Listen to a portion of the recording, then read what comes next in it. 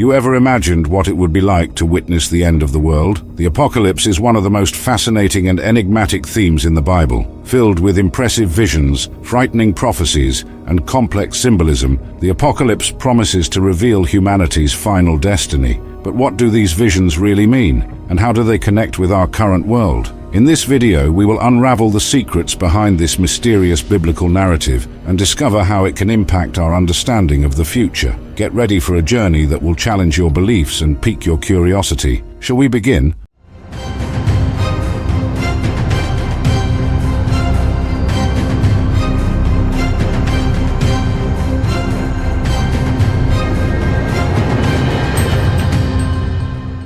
The word apocalypse often evokes images of destruction and chaos, but its true meaning is much deeper and more revealing. Derived from the Greek apocalypsis, the word means revelation or unveiling. In the biblical context, it refers to the revelation of future events, especially those associated with the end times and the second coming of Christ. To fully understand the apocalypse, we need to explore its origin, purpose, and the context in which it was written. The book of Revelation, also known as the Revelation of John, is the last book of the New Testament. It was written by the Apostle John during his exile on the island of Patmos, a small island in the Aegean Sea. This exile occurred under the Roman Empire, possibly during the persecution of Christians under Emperor Domitian, around 95 AD. The book begins with a vision of the glorified Christ, who instructs John to write letters to the 7 churches of Asia Minor. These letters contain praises, criticisms, and warnings, reflecting the spiritual conditions of these churches at the time.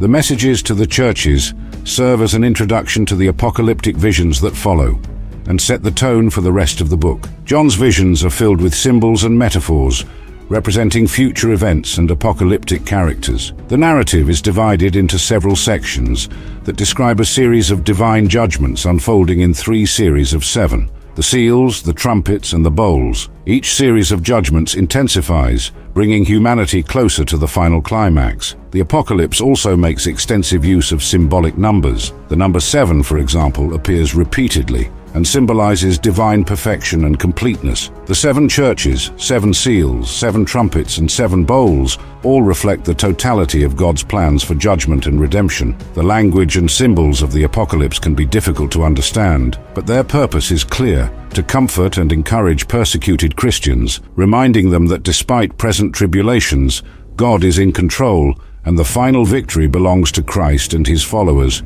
John's visions in the book of Revelation are a series of impressive and complex revelations, offering a glimpse of the future and the events leading to the end times.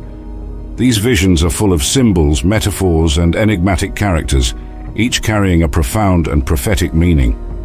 Let's dive into these visions and try to understand their significance and implications. During his exile on the island of Patmos, John received these visions in a special spiritual state. As described at the beginning of the book, Revelation chapter 1, verses 9 to 11. I, John, your brother and companion in the suffering and kingdom and patient endurance that are ours in Jesus, was on the island of Patmos because of the word of God and the testimony of Jesus. On the Lord's day I was in the Spirit, and I heard behind me a loud voice like a trumpet, which said, "Write on a scroll what you see and send it to the 7 churches, to Ephesus, Smyrna, Pergamum, Thyatira, Sardis, Philadelphia, and Laodicea." John's first vision is of the glorified Christ, walking among 7 golden lampstands, which represent the 7 churches of Asia Minor. Christ is described with a majestic and powerful appearance, symbolizing his divine authority and his continuous presence among the churches. Christ instructs John to write letters to 7 specific churches, each containing praise, criticism, and warnings. These letters reflect the spiritual conditions of these churches and serve as a message both for the Christians of that time and for believers of all ages. Next, John is taken to a vision of God's throne in heaven. He describes a magnificent scene with a rainbow around the throne, 4 living creatures full of eyes, and 24 elders dressed in white with golden crowns. At the center of it all is God, in all his splendor. In the following chapter, John sees a lamb who is Christ, looking as if it had been slain but is alive. He is the only one worthy to open the scroll sealed with 7 seals, which contains the judgments and the final events for humanity. Each of the 7 seals opened by the Lamb unleashes a new vision. The first 4 seals release the 4 horsemen of the apocalypse, symbolizing conquest, war, famine, and death. The following seals bring visions of martyrdom, earthquakes, and celestial signs. After the seals, 7 angels blow trumpets, each triggering natural and supernatural disasters, such as fire mixed with blood, a burning mountain thrown into the sea, and stars falling from the sky. These events symbolize even more severe judgments upon the earth. As these visions of judgments and calamities unfold, John is led to an even deeper revelation. He sees a woman clothed with the sun, with the moon under her feet, and a crown of 12 stars on her head, symbolizing God's people. A red dragon representing Satan attempts to destroy the woman's child but is defeated.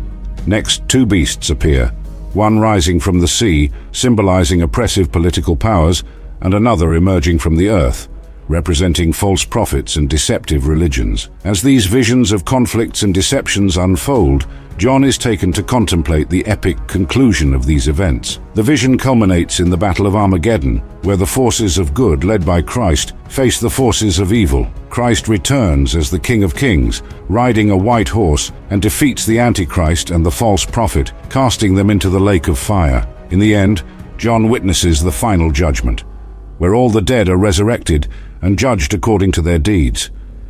Those whose names are not written in the book of life are cast into the lake of fire. Finally, John sees the vision of the New Jerusalem, a new heaven and a new earth, where God will dwell with his people forever. John's visions in the book of Revelation become increasingly intense and symbolic as we progress to the 7 seals and trumpets. Each of these elements brings a series of catastrophic events that represent divine judgment upon the earth and humanity. Let's explore each of these seals and trumpets in detail to better understand what they symbolize and their implications. The 7 seals are opened by the Lamb, who is Christ, and each seal reveals a new vision of destruction and judgment. These visions serve as a preparation for the end times and act as warnings and prophecies for humanity. The first seal reveals a rider on a white horse, carrying a bow and receiving a crown. He goes out to conquer, Revelation 6, verses 1 and 2. The second seal reveals a rider on a red horse, with the power to take peace from the earth and make people kill each other. He is given a large sword, Revelation 6, verses 3 and 4. The third seal reveals a rider on a black horse, holding a pair of scales in his hand. This rider represents famine and food scarcity. Revelation 6, verses 5 and 6. The fourth seal reveals a rider on a pale horse whose name is Death, and Hades follows him. They have power over a quarter of the earth to kill by sword, famine, plague, and wild beasts. Revelation 6, verses 7 and 8. The fifth seal reveals the souls of the martyrs under the altar, crying out for justice and vengeance against those who killed them. Revelation 6, verses 9 to 11. The sixth seal causes a great earthquake. The sun turns black like sackcloth, the moon becomes like blood, and the stars of the sky fall to the earth. Revelation 6, verses 12 to 17. The seventh seal, when opened, causes silence in heaven for about half an hour, followed by the preparation of the 7 angels with 7 trumpets. Revelation 8, verses 1 and 6. Just as with the seals, each of the 7 trumpets, when blown by an angel, unleashes a series of even more severe judgments upon the earth. The first trumpet causes hail and fire mixed with blood to be hurled down to the earth, burning up a third of the trees and all the green grass. Revelation 8, verse 7. The second trumpet brings something like a great mountain, all ablaze, being thrown into the sea, turning a third of the sea into blood, killing a third of the sea creatures, and destroying a third of the ships. Revelation 8, verses 8 and 9. The third trumpet causes a great star named Wormwood to fall from the sky, poisoning a third of the drinking water and causing the death of many people. Revelation 8, verses 10 and 11. The fourth trumpet darkens a third of the sun, moon, and stars, reducing the light of day and night by a third.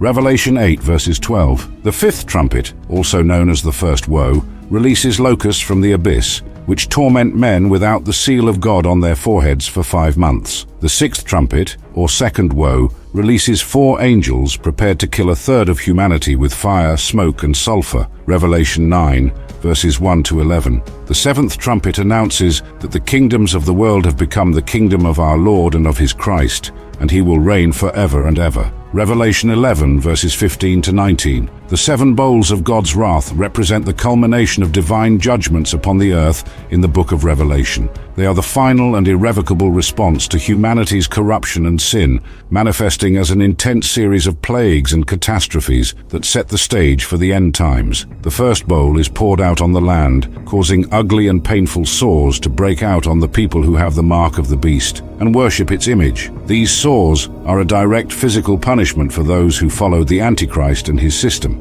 Revelation 16, verse 2. The second bowl is poured out on the sea, turning it into blood like that of a dead person, and every living thing in the sea dies. This act demonstrates the complete destruction of Earth's vital resources and reflects the judgment on prevailing corruption and violence. Revelation 16, verse 3. The third bowl is poured out on the rivers and springs of water, turning them into blood. This plague is a direct response to the blood shed by the saints and prophets, serving as an act of divine justice. The environment becomes increasingly inhospitable and hostile to life. Revelation 16, verses 4 to 7. The fourth bowl is poured out on the sun, intensifying its heat to scorch people with fire. This plague brings scorching heat that affects Earth's inhabitants, but instead of leading to repentance, people blaspheme against God. Revelation 16, verses 8 and 9. The fifth bowl is poured out on the throne of the beast, resulting in intense darkness, affecting the Antichrist's kingdom. This darkness symbolizes the spiritual oppression and despair that plagues those who follow the beast, increasing their suffering. Revelation 16, verses 10 and 11. The sixth bowl is poured out on the great river Euphrates, drying it up and preparing the way for the kings from the east.